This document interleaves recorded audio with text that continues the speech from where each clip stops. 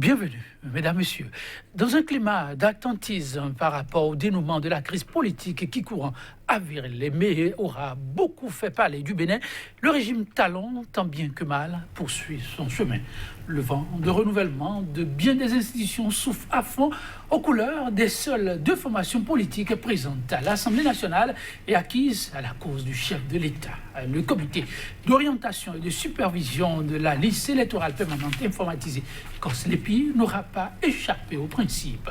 Aux multiples scènes d'indignation et de désapprobation de certains analystes, d'acteurs de la société civile et d'acteurs politiques, l'autorité y aura opposé sans tambour ni trompette la poursuite du processus. Après le très contesté renouvellement de l'institution en l'état, la cérémonie de prestation de serment des nouveaux membres du COSLEPI aura reçu, en fin de semaine écoulée, l'onction du bureau de la Cour constitutionnelle au grand complet. Soulagement pour certains, déception pour d'autres. Installation des nouveaux membres du COSLEPI au Bénin, vaine polémique ou un nouveau coup de force contre la démocratie. Il s'agit là, mesdames, messieurs, du thème en débat ce jour. Et déjà sur ce plateau, pour nous accompagner, Antoine Adoukonou, acteur politique, il est membre du Bloc républicain de formation politique accompagnant le chef de l'État. Antoine Adoukonou, bonjour. Bonjour, monsieur Joël. Et merci de répondre à notre invitation. C'est moi. En face de lui, on aurait pu avoir un politique, mais une disponibilité. À la dernière minute, nous avons en notre compagnie Messan Ingrid Adovi. Analyste, il est journaliste indépendant. Il a bien accepté de nous accompagner pour la tenue effective de ce plateau. Messan Ingrid Adovi, bonjour. Bonjour Joël et bonjour à tous les amis téléspectateurs et téléspectatrices de Sika TV. Et ils vous répondent à leur façon. Et merci d'être une fois encore là. Un grand merci à vous tous. Installation des nouveaux membres du COS. Les pieds, les dés sont jetés. C'était en fin de semaine écoulée, à l'issue d'une cérémonie sobre conduite en personne par le président de la Cour constitutionnelle, Joseph Diop-Benoît. Je vais me retourner vers vous. Antoine Adoukonou, la dite cérémonie, comment vous l'avez-vous vécue? Non, je l'ai vécu avec beaucoup de joie parce que cette cérémonie s'inscrit dans ce que l'article 137 du Code électoral a prévu, qu'une fois les membres du COSLEPI désignés, qu'ils prêtent serment devant la Cour constitutionnelle. Et donc, pour moi, tout se fait dans la légalité et dans l'ordre normal des choses. Donc, je me réjouis qu'une fois encore, on a respecté les tests. Réjouis qu'une fois encore, on a respecté les tests. Parole du politique, oui. Alors, regarde l'analyste. Vous avez suivi aussi cette cérémonie comme bon nombre de Béninois, j'imagine. Oui, j'ai suivi cette cérémonie comme tout bon Béninois. Et puis, je me rends compte qu'une fois encore, comme le disait mon vis-à-vis, on a respecté les tests et qu'on a voulu faire la volonté d'une seule personne qui est là et qu'on continue d'y aller. Parce que à la nomination, sinon à la désignation de ces membres à l'Assemblée nationale, des voix se sont déjà levées pour dire que cette désignation ne répond pas à la loi et donc il fallait revoir. Je pense même qu'il devait y avoir des recours qui ont été introduits au niveau de la Cour, mais comme vous l'avez souligné dans votre introduction, Joël, la Cour a accepté leur cérémonie, leur prestation de serment, et puis c'est le président de la Cour même qui a présidé cette cérémonie. C'est-à-dire donc que la Cour donne son feu vert à cette commission, à ce conseil d'aller travailler, de nous sortir la liste avec laquelle on ira aux prochaines élections municipales, locales et communales. Ah oui, ce sont bien des regards un peu diamétralement opposés. Vous dites tous la légalité est respectée, mais vous nuancez que ce fut la volonté du chef de l'État. Antoine Adoukonou, à travers cette cérémonie, de ces récriminations qui sont revenues plus d'une fois, j'imagine que vous l'avez suivi. Le politique, c'est vrai, vous appartenez à une formation qui n'a vraiment pas à se mettre Mattel en tête. C'est la formation qui, aujourd'hui, à l'Assemblée nationale, a pignon sur rue, mais quand ces critiques vous parviennent, comment vous les recevez? Comment vous vous sentez dans votre peau? Non, ce n'est pas comment je me sens dans ma peau. Je dois dire que c'est vrai, quand les gens émettent des critiques, ça fait réfléchir. Mais je dois dire que je ne m'intéresse pas trop aux critiques. Quand les critiques viennent, j'essaye seulement de les mettre à la lumière des tests pour voir est-ce que, entre-temps, les tests sont respectés ou ne sont pas respectés. Et c'est lorsque les tests ne sont pas respectés que je dois dire que ces critiques peuvent avoir un effet psychologique sur ma personne. Mais si je vois que, en fait, les tests sont respectés, ça ne me dit pas grand-chose. Et je crois que mon vis-à-vis, mon alter ego, tout à l'heure, a dit quelque chose et en même temps son contraire. Et je suis très content que vous m'avez précédé en relevant la nuance. Parce qu'il dit que les tests sont respectés et en même temps il dit qu'on a fait la volonté d'une seule personne. Ce n'est pas possible. Soit on viole les tests pour aller faire la volonté d'une seule personne, ou bien on respecte les tests et on en fait la volonté générale. C'est ça la question. Donc les deux ne peuvent pas coexister. Et je vous ai dit que aucun test n'est violé en la matière par rapport à la désignation des membres du COSLEPI. Parce que en fait, la polémique qu'il y a, peut-être que les gens ne sont pas dans les nouveaux tests. Aujourd'hui, l'article 137 du Code électoral dit que le COSLEPI est composé de 11 membres, à raison de 9 membres provenant de l'Assemblée nationale, le directeur général de l'INSAE et le directeur général de l'État civil. C'est les 11. Maintenant, au niveau des 9 membres qui doivent provenir de l'Assemblée nationale, il est dit qu'il faut que 5 soient désignés par la majorité parlementaire et 4 par la minorité parlementaire. Et en fait, toute la polémique provient de là parce que dans les anciens tests, c'était la notion d'opposition qui était utilisée. C'est-à-dire que les partis se réclamant de la mouvance présidentielle désignent le nombre qui leur revient et l'opposition aussi désigne le nombre qui leur revient. Ça, c'est l'ancien test. Et ces tests, évidemment, ont des insuffisances que le nouveau code électoral a corrigé en remplaçant, évidemment, ces mots opposant mouvance-là par majorité parlementaire et minorité parlementaire. Évidemment, parce que l'Assemblée nationale est composée de 83 membres, donc un nombre impair. Évidemment, à tout moment, il est possible d'avoir la majorité comme la minorité. À tout moment. Mais si on reste dans l'ancien schéma, il peut arriver qu'il n'y ait pas d'opposant à l'Assemblée nationale. Ah, nous y voici.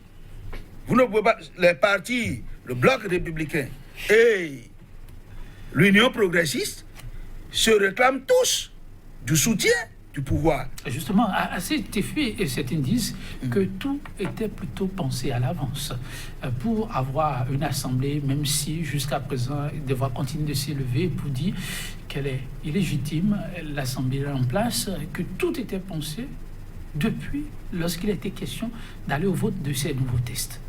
Non, je ne voudrais pas m'inscrire dans les polémiques. C'est pas pour rien que je vous ai dit que l'Assemblée nationale est composée de 83 membres. Si je vous l'ai dit... Donc le législateur a plutôt anticipé. Ce que le législateur a voulu régler un problème. Le problème d'opposants et de mouvanciers à l'Assemblée nationale, là. Ce problème est un problème instable. Parce que celui qui est mouvancier aujourd'hui peut devenir opposant demain. Ou bien on peut même avoir des cas où on n'a rien que des mouvanciers. Et la formule que le législateur a trouvée, c'est de parler beaucoup plus, plutôt de majorité et de minorité. Oui. Alors, Ingrid, vous qui êtes aussi très regardant, suivez les tests et le portez. Lorsque le législateur est resté un peu dans une posture d'anticipation pour prévenir éventuellement des incompréhensions, mais aussi des incongruités dans certaines situations, est-ce qu'on a vraiment raison aujourd'hui de continuer par incriminer ceux qui ont fait ces options-là? Non, moi je pense qu'aujourd'hui on a fondamentalement raison d'incriminer ceux qui ont fait cette option-là. Allons-y, prenons les notions basiques de la démocratie avec ses composantes, l'exécutif, le Parlement et le judiciaire, pour ne s'arrêter à ces trois composantes-là. Et descendons au niveau de la deuxième composante qui est l'Assemblée nationale. Je suis surpris que mon vis-à-vis me dise qu'il y ait de démocratie, il y ait d'Assemblée nationale sans opposition. Et donc ce qu'on a à l'État, c'est la chose normale qu'on puisse avoir au monde. Dans aucun pays que moi je connais au monde, en tout cas de ma petite connaissance de la gouvernance politique et surtout démocratique, une assemblée, c'est une opposition, c'est une mouvance. Maintenant, l'État, l'opposition, sinon les législateurs en composant cette texte il y a 1 an, a été très malin, à la limite rusé, en supprimant les notions, comme il a dit, d'opposition et de mouvancier.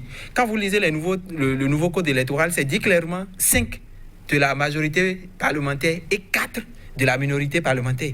Allons-y, on y est cette fois-ci. Est-ce que l'un des deux blocs, parce qu'on a le bloc progressiste qui est aujourd'hui, qui se réclame après cette désignation-là, c'est à cette désignation que moi je me rends compte que le bloc progressiste est le bloc majoritaire et que le bloc républicain est le bloc minoritaire. De notre position de journaliste et d'observateur de la chose politique, en aucun cas ou en aucun moment on a été relayé, ça a été relayé dans la presse, que l'un des deux blocs a fait une déclaration où s'est constitué. Mais on s'est rendu compte qu'à la désignation de ses membres, la Constitution vient de facto et qu'on décide cette fois-ci, vous prenez 5, nous on prend 4. Mais les dés étaient pipés au niveau du code électoral, où on parle de minorité. La notion de minorité, nulle part dans le nouveau code électoral n'a été clairement expliquée. Je n'ai pas retrouvé. La majorité parlementaire non plus. Alors, il s'agit-il d'une majorité mécanique et d'une minorité mécanique? On ne le sait. Parce que des deux blocs aujourd'hui, il n'y a pas la question idéologique. C'est heureux que le bloc progressiste ait tenu la semaine du progressiste ou une journée du progressiste où ils ont parlé. J'ai suivi l'ancien président Bruno Amoussou de l'Assemblée qui a beaucoup parlé là-dessus, mais il ne m'a pas convaincu. Il n'est pas arrivé à me donner clairement quelle est l'idéologie progressiste. On n'en a pas eu. Donc, les deux blocs se retrouvent au niveau de l'Assemblée et les deux blocs se disent, voilà, on accompagne. Dans quel système démocratique vous, Joël, et mon cher ami Aubin, a vu une Assemblée nationale qui est le prolongement de l'exécutif? Donc, on a 24 à l'exécutif, au gouvernement. On a 83 là-bas, on est à combien? On est à un gouvernement de 101 ou bien combien?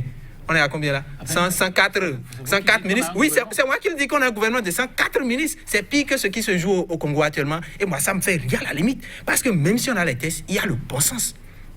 Et sur le bon sens et la légitimité, on aurait pu faire le débat et dire non. Avec l'ouverture et la dernière sortie, je prends la sortie du 20 mai du chef de l'État, où le chef de l'État a promis le dialogue, qu'ils iront au dialogue. On sait que l'Église catholique a entamé une médiation, même si après on a eu beaucoup d'autres informations sur lesquelles je ne voudrais pas revenir. Mais on se surprend qu'on désigne ces membres-là et que la Cour donne son cachet. La Cour va donner son cachet parce que oui, juridiquement on a pipé les tests. Et je l'avais dit quand on votait ces tests-là sur une des chaînes, que ces tests sont chrysogènes et seront à la base de toutes les crises pré- et post-électorales qu'on aura sur tout le règne du président Patrice Talon tant que ces tests ne seront pas revus. Parce que quand j'ai lu ces tests, j'ai vu qu'il y avait de graves dangers dedans. Et exprès, vous voyez, on a tout fait de les voter. Rapidement, c'est passé au niveau de la Cour, à la présidence promulguée, publiée au journal officiel, et on l'applique.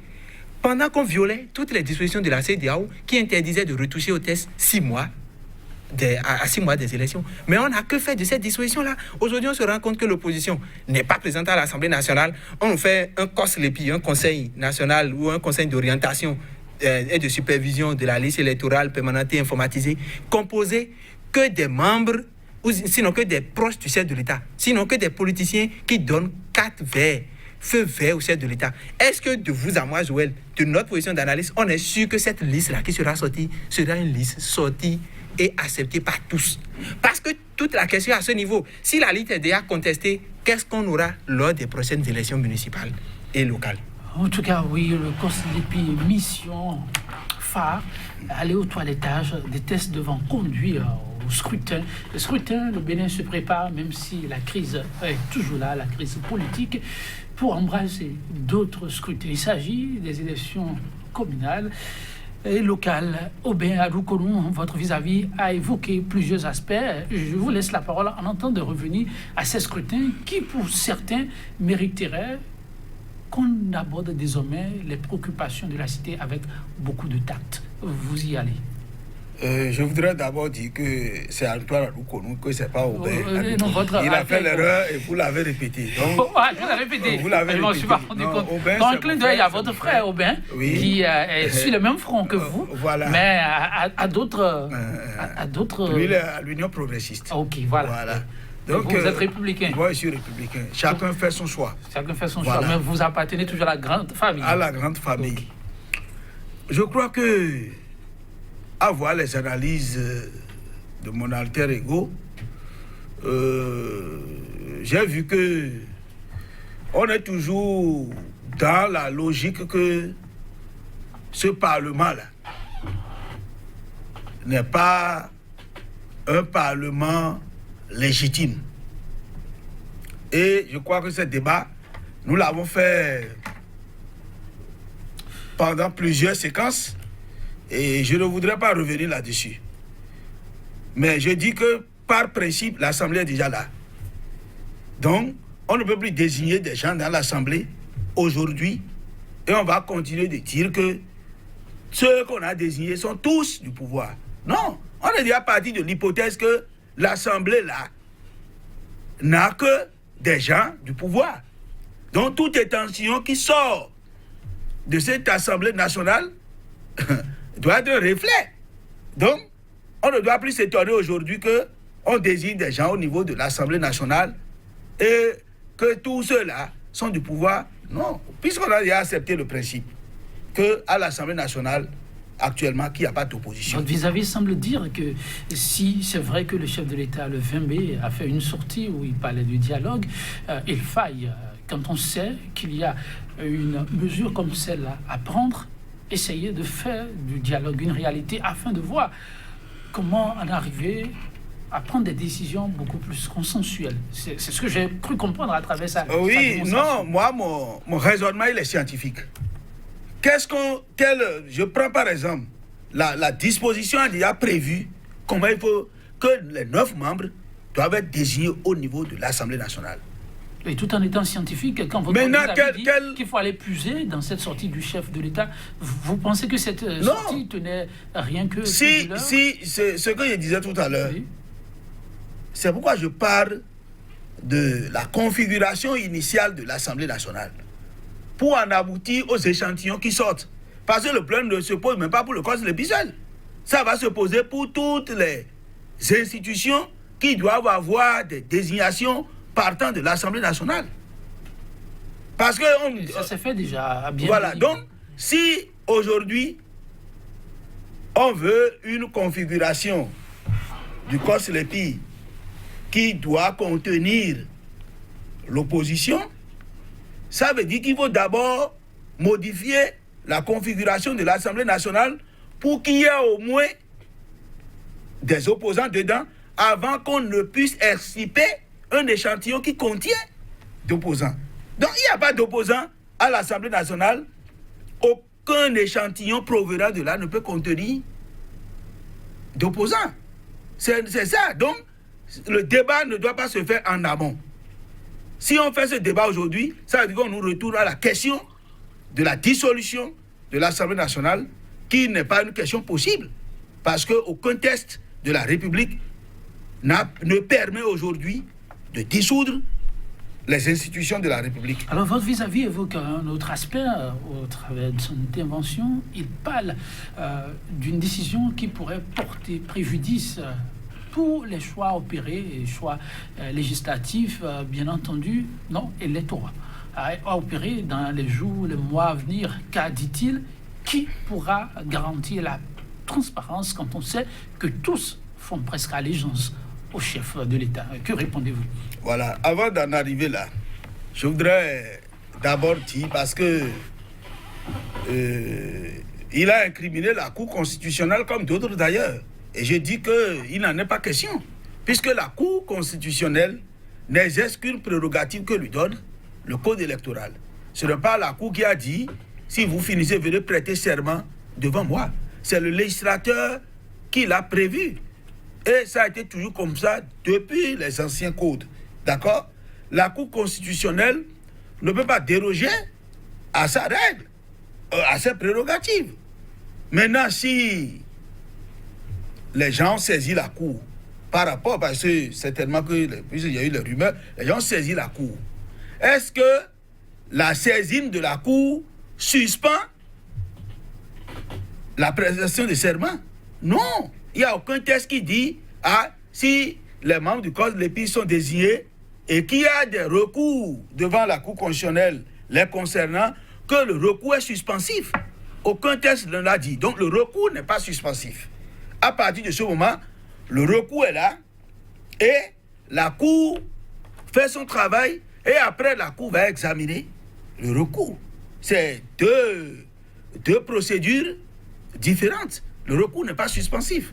Et je dois vous dire aussi que les membres de la Cour sont sous serment.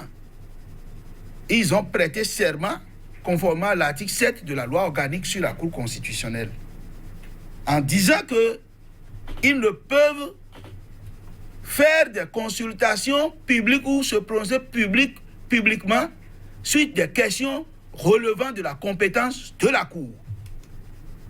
C'est prévu par l'article 7 de la loi organique sur la Cour constitutionnelle. Et s'ils le font, ils tombent sous le coup d'une forfaiture prévue par l'article 8 de la même loi. Ça veut dire que si le recours est là, même si la Cour, les sages de la Cour en leur fort intérieur ont une conviction par rapport au recours, ils ne doivent pas le manifester. Ils doivent faire d'abord leur travail et après maintenant rendre une décision. Votre vis-à-vis brille d'envie de mais réagir. Je sais, je sais que la Cour ne peut pas aller dans le sens que les gens disent. Parce que, est-ce que minorité est synonyme d'opposition?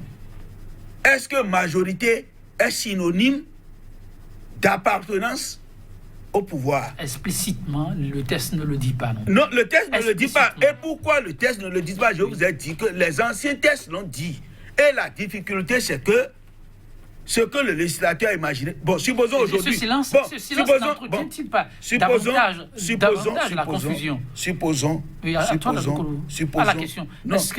Est-ce que ce silence, au niveau de ce nouveau code, n'entretient pas davantage la confusion? Non. Chacun peut interpréter comme il entend. Non, j'en viens. Et l'arbitre aussi peut trancher. C'est pourquoi je dis que les membres de la Cour, tout en installant le COS-LEPI, ne signifie pas que ils ont déjà donné leur position sur le recours. Ils peuvent faire des analyses et peut-être aboutir à ce que vous dites.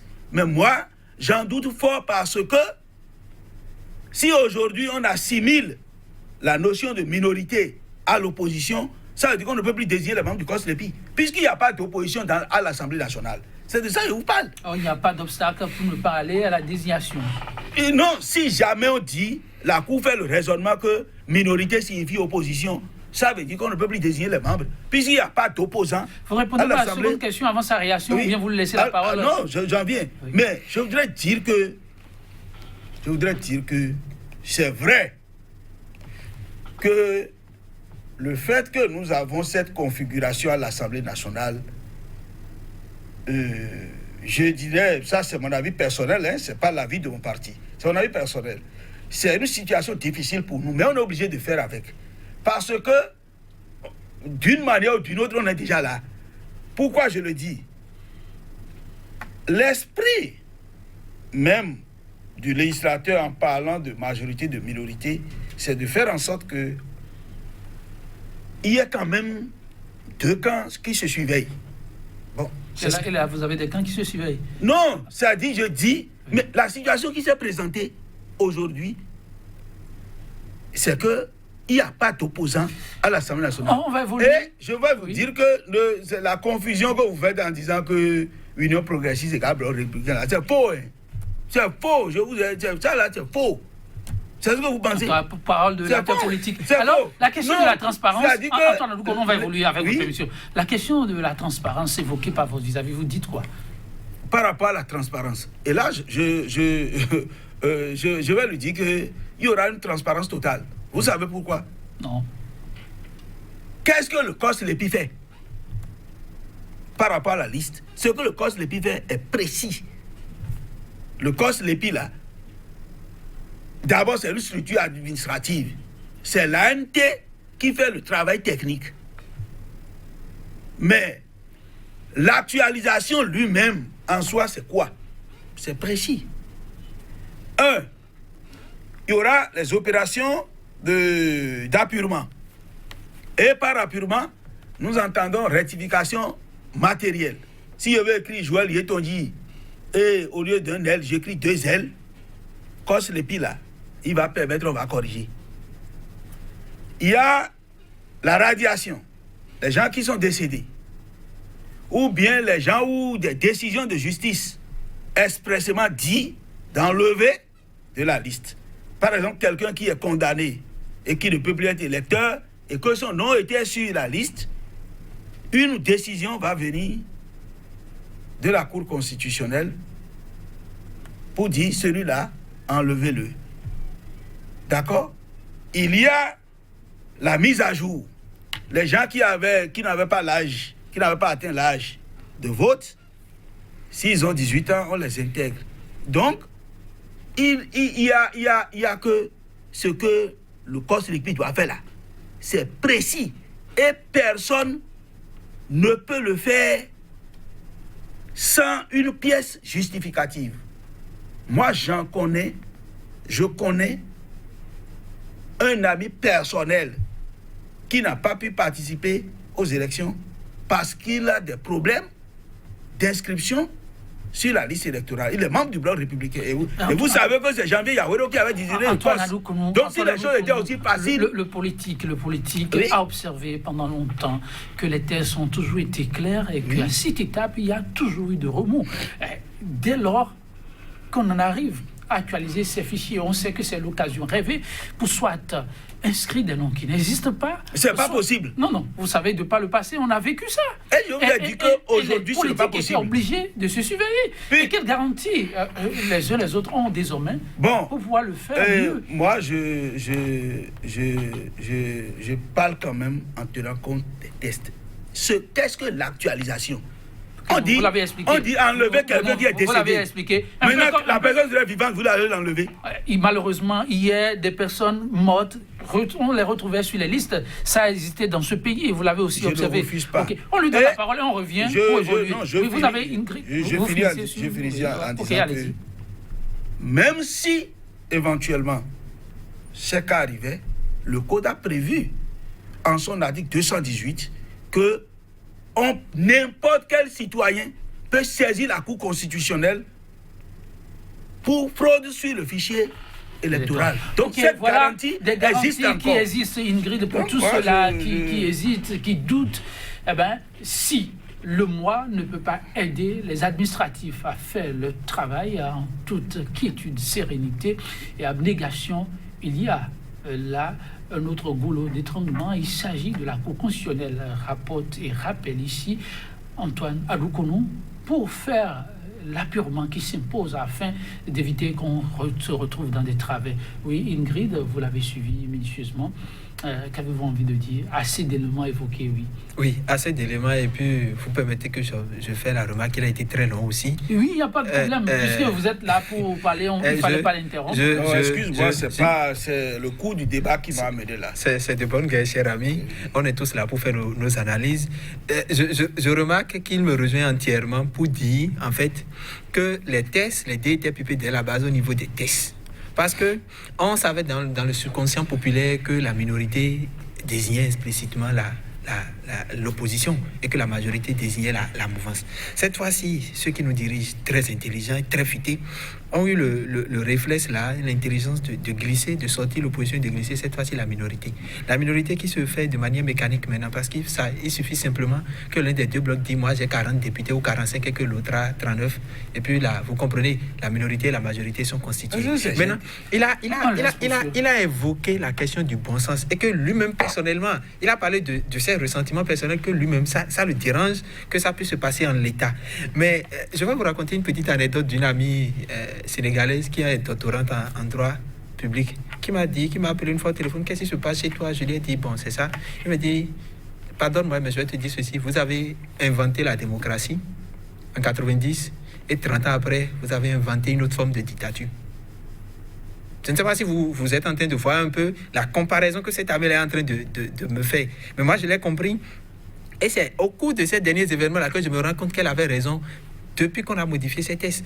Parce qu'aujourd'hui, voilà, on a un COSLEPI totalement monocolore. C'est-à-dire donc qu'on peut déplacer le fichier du COSLEPI de son siège à Grand-Gandan et aller dans n'importe quelle institution, peut-être à la présidence ou dans un ministère, et dire, bon, voilà, ceux-ci, on veut les voir sur la liste. Ceux-ci, on ne veut pas les voir, sortez-les. Parce que c'est déjà venu que une institution de la République dise que non, telle personne ne peut figurer sur telle liste parce qu'il y a une décision de justice, alors que son casier judiciaire est toujours vide, est vierge. Donc, si aujourd'hui, on confie la liste à des gens qui sont tous au pouvoir, comprenez qu'il y aura non seulement des exclusions, mais qu'il y aura des rajouts, que cette liste ne va pas recevoir l'assentiment de tous. Et pire, c'est que les citoyens ne vont même pas sortir pour aller actualiser le fichier.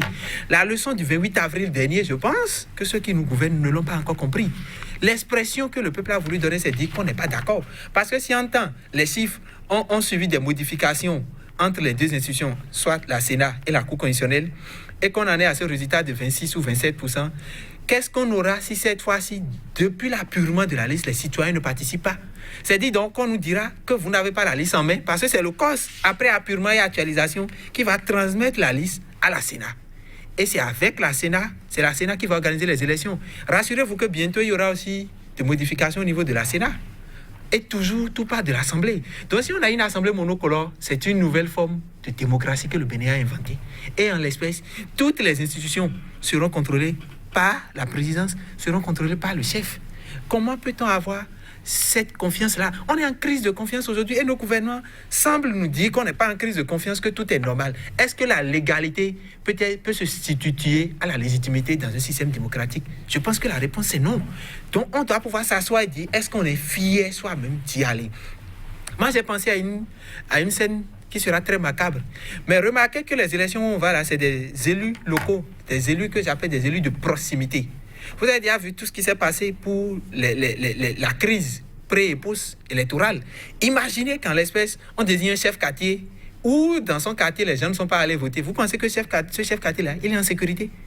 Qui pourra vraiment jouer tout le rôle que la loi lui donne, le pouvoir que la loi lui donne? Vous pensez qu'il pourra avoir ce pouvoir-là sur ses administrés? Là, vous allez vers les communales. Mais avant d'en arriver là, oui. À votre avis, votre vis-à-vis qui évoquait certains aspects, il dit que ce sont des administratifs qui auront à faire le travail.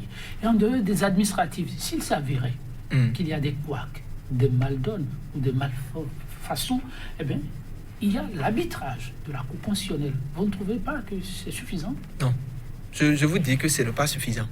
Ce n'est pas suffisant parce que la Cour statue à partir du moment où il y a des recours. Cette semaine, la semaine écoulée, en milieu de semaine, la première autorité de la Cour est sortie, soit la troisième autorité de la République. J'ai pris du plaisir à suivre Maître Joseph Diogbenou, qui, je trouve, n'est plus le même avocat qu'on a connu à partir de 2011. Mais pourquoi vous trouvez l'avocat? Il oui, avocat, cette fois-ci, c'est le président de la Cour qui parle. Et quand vous suivez son discours, je dis, il est plein dans son pouvoir, il est plein dans ses prérogatives. Mais seulement que l'avocat semble parfois nous opposer, sinon le président de la Cour aujourd'hui semble parfois nous opposer ce qui est écrit dans les textes et je dirais le désir du peuple. Parce que le désir du peuple a été exprimé depuis 1990 suite au marxisme-léninisme qu'on a vécu avec le général Kérékou. Donc, est-ce que ces repères-là, cette fois-ci, on les a totalement balayés pour reprendre? Parce que on le veuille ou non, la loi, l'organigramme, l'organisation de la Cour même est partie de 1990, ça n'a pas été modifié. Et quand je vois toute ta volonté de pouvoir modifier les choses pour que ça aille plus vite, je dis bravo, monsieur le président, on en avait besoin. Mais seulement, on lui a posé la question, les confrères lui ont posé la question notamment, pourquoi presque toutes les décisions que vous rendez vont dans le sens qui favorise le gouvernement? Mais il a donné sa réponse. Moi, j'ai vu quelqu'un qui joue son rôle, mais qui se retrouve dans un étau difficile. Pour faire une petite parenthèse, un étau difficile, selon moi, Maître Joseph Diogbenou, aujourd'hui, je ne le reconnais pas. Vous savez, c'est cette cour-là qui a dit qu'une telle loi, je ne veux pas prononcer le nom de la loi, que la loi, elle est conforme à la Constitution en l'état.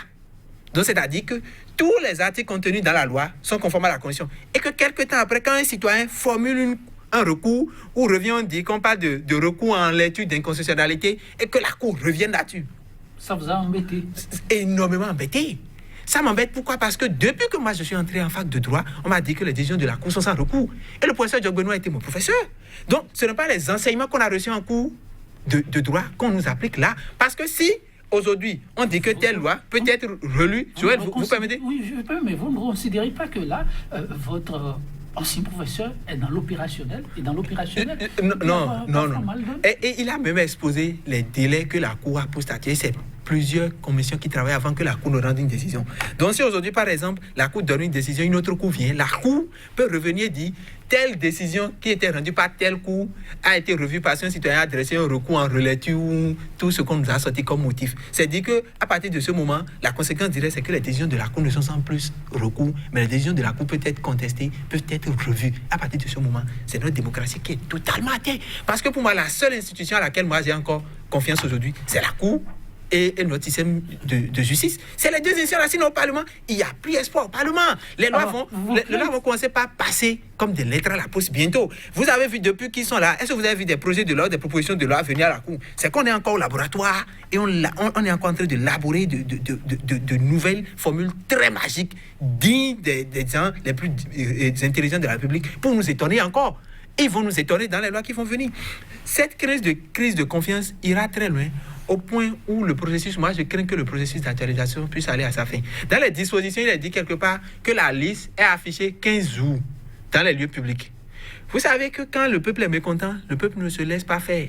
Et que l'expression du peuple peut être un silence qui boude, comme on l'a eu le 28 avril. Alors quand on affiche la liste, quand les agents d'actualisation viennent s'asseoir dans les bureaux et que personne n'y va, quel est le rapport que le Conseil nous fera? Quel est le rapport que la NAT nous fera? Mais vous à moi, nous trois ici en plateau, est-ce qu'on a le fichier en main pour certifier si tel parent décédé cette année-ci a été réellement retiré? Mieux, je vais m'en arrêter là. Vous allez vous arrêter là. Oui, vous avez suivi attentivement là. Je l'ai constaté, votre vis-à-vis, lui, il est animé de beaucoup de doutes. Antoine Lokolo, comme lui, peut-être, il y a bien d'autres Béninois animés aussi de doutes. Si vous devez les rassurer, que leur direz-vous avant qu'on évoque la question des prochains scrutins? Bon, je dois d'abord rectifier ou bien peut-être me repréciser par rapport à quelque chose que j'ai... Parce qu'il a dit que j'ai dit que moi-même, je ne me sens pas, disons, à l'aise par rapport... Vous, en tant qu'individu et non en tant que... Non, il faut... Vous voyez, celui qui dit, le texte qui dit, les membres du COS-LEPI doivent être désignés selon la majorité, disons, présidentielle et l'opposition, c'est-à-dire majorité et opposition. Entre ce texte-là et celui qui dit majorité parlementaire, minorité parlementaire, je pense que celui qui parle de majorité, minorité parlementaire est beaucoup plus réaliste. Parce que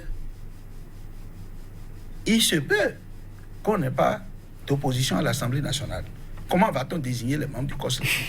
S'il arrivait qu'on n'a pas d'opposition... Vous l'avez dit que c'est le Bénin qui crée ça encore. Non. Et c'est quoi je vous ai dit, nous y voici. Si les textes étaient restés en l'état, et qu'on avait dit la majorité et le pouvoir désigne 5 et l'opposition désigne 4, on ne peut même pas le dire parce que on peut se retrouver dans le cas de figure où l'opposition est majoritaire. Et celui qui est majoritaire ne peut pas désigner moins que celui qui est minoritaire. Vous voyez déjà les points d'accrochement qu'on peut avoir avec la notion de mouvancier et d'opposition. Et qui est mouvancier, à un instant T, peut devenir opposant à un instant T plus 1. Ce n'est pas facile de faire la démarcation. Mais lorsqu'on parle de majorité, et de minorité, ça là, à tout moment, c'est clarifiable parce que nous avons 83 députés et c'est un nombre impair. On aura toujours la majorité et la minorité ici, c'est en termes de nombre de députés dans une tendance dorée. Aujourd'hui, à l'Assemblée nationale, on sait que l'Union progressiste a 46 et le Bloc républicain a 37. En termes de nombre, le Bloc républicain se trouve en minorité et l'Union progressiste en majorité. Et cela ne voudra pas dire que le Bloc républicain minorité est opposant. Ça ne signifie pas qu'il est opposant. Non plus là-bas qu'il est... Ouais, donc, c'est en termes de nombre. Et celui qui a fait ce raisonnement, le législateur qui a corrigé, il a bien fait pour éviter qu'on se trouve dans des cas de blocage. Si on avait dit opposant là, on va trouver opposant à l'Assemblée là maintenant pour désigner. Donc ça veut dire que le processus des élections à venir vont s'arrêter. Rassurer tous ceux-là qui sont animés de scepticisme, oui. Moi, je dois dire que ce que je disais, c'est que dans la conscience collective et même chez nous, les hommes politiques... On me dit que nous n'avons que 4 minutes. Que oui, vous avez l'idéal... Les scrutins à venir... L'idéal aurait été qu'effectivement, majorité-minorité là, que la minorité ou la majorité, l'un soit opposant. C'est l'idéal ça.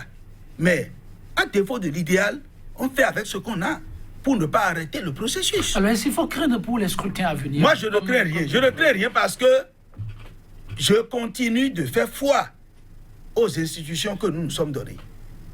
Et je vous ai dit que le recours à la Cour constitutionnelle sur le fichier électoral est prévu par l'article 218 du Code électoral et dans les dispositions in fine, il est dit que lorsque nous sommes en période électorale, que celui qui doit saisir 15 jours avant la date du scrutin et que la Cour est tenue dans les 10 jours de rendre une décision.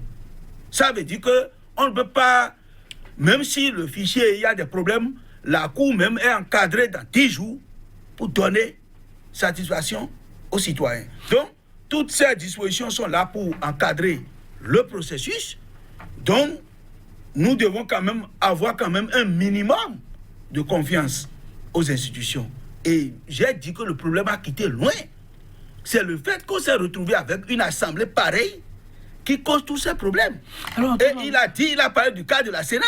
La Sénat sera renouvelée. 2 minutes, on va partir. Mais Edith, voyez-vous les acteurs de l'opposition regagner après la machine actuellement en route pour pouvoir compétir pour les scrutins à venir? Non, mais est-ce qu'ils ont rempli les formalités au ministère de l'Intérieur? Voilà le problème. Voilà le problème auquel les opposants... Mais moi je dis, l'opposition là, est-ce que l'opposition même s'auto-évalue? Parce que pour des formalités au ministère de l'Intérieur, vous n'avez pas pu aller aux élections législatives. Aujourd'hui, le ministère de l'Intérieur vous accompagne en disant, voilà la conduite à tenir pour avoir votre statut juridique. Mais vous vous opposez pour dire, non, nous on ne veut pas tenir un tel comportement. Ça veut dire que vous ne voulez pas avoir le statut juridique. Et si vous n'avez pas le statut juridique, vous ne pouvez pas aller aux élections. Vous n'avez pas les armes de la guerre et vous criez victoire à la guerre. C'est ce que l'opposition fait. Alors, c'est ce que l'opposition fait. Merci beaucoup. Oui, la question, vous l'avez effleurée. Il s'agit des scrutins à venir. Pour vous, il faut craindre que les mêmes causes en arrivent à produire les mêmes effets. Votre vis-à-vis rappelle tout de suite que ces opposants en question qui vont se plaindre d'avoir un fichier auquel ils n'ont pas pu prendre part, ne sont pas prêts pour la compétition. De quoi vont-ils alors se prendre? Non, je pense que désir être prêt, il faut être prêt. L'acte de naissance qu'on est en l'état pour caricaturer, l'acte de naissance qu'on veut donner aux partis de l'opposition en fixant de nouvelles conditions qu'ils n'ont pas encore eues. Et je ne veux pas donner raison au ministère de l'Intérieur ou aux partis de l'opposition qui n'ont pas eu. Mais je constate par exemple que sur les casiers judiciaires délivrés par des magistrats ou des greffiers, que le greffier délivre des casiers judiciaires que le ministère de l'Intérieur s'oppose, c'est qu'il y a un problème. Le greffier dit que le casier judiciaire est vide. Le ministère de l'Intérieur dit jamais telle personne, il faut les soutirer. Est-ce que le ministère de l'Intérieur se substitue maintenant au greffier ou au magistrat pour délivrer les actes judiciaires? Il y a un gros point d'interrogation. C'est dit qu'en bas, il y a des manœuvres. Parce que vous avez pu constater après la rencontre que le chef de l'État a eu avec tous les partis, c'est seulement l'UDBN et des partis dont j'ai jamais eu vent de leur naissance ou de leur existence à qui on donne. C'est certificat. La DUD aussi. La DUD, il y a d'autres partis dont nous, journalistes, on n'a jamais entendu parler, qui ont eu le certificat. Peut-être que là se préparent, on les a autorisés à aller aux élections à venir. Mais les partis de l'opposition, moi, je me rends compte que à la face du peuple, à la face du monde, le gouvernement a affiché sa volonté, ou le ministère de l'Intérieur a affiché sa volonté de ne pas leur donner ce certificat-là. Maintenant, s'ils n'ont pas ça, de quoi vont-ils se plaindre? Ils vont se plaindre de ce que, par des manœuvres est très bien orchestré, bien organisé au niveau de l'appareil étatique, on les a exclus. On va revenir sur le sujet, ne vous en faites pas. On m'informe de l'autre côté qu'on ne peut pas continuer. Et oui, je m'en voudrais de ne pas vous donner la parole juste pour conclure.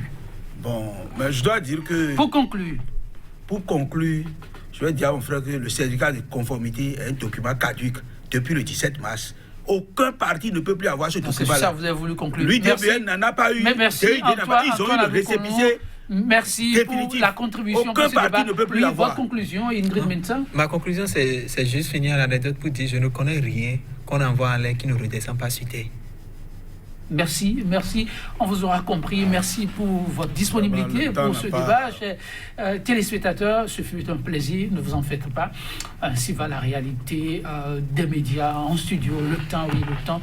On saura toujours trouver la bonne formule pour essayer de nous rattraper par la suite. 100% Bénin, pour le numéro du jour, je vous fausse compagnie sur cette citation de Confucius. Je le cite, « Nulle pierre ne peut être polie sans friction. Nul homme ne peut pas faire son expérience sans épreuve. » Bonne méditation chez vous. Mais à très bientôt pour notre plateau de 100% Bénin, toujours avec la même disponibilité. Au revoir.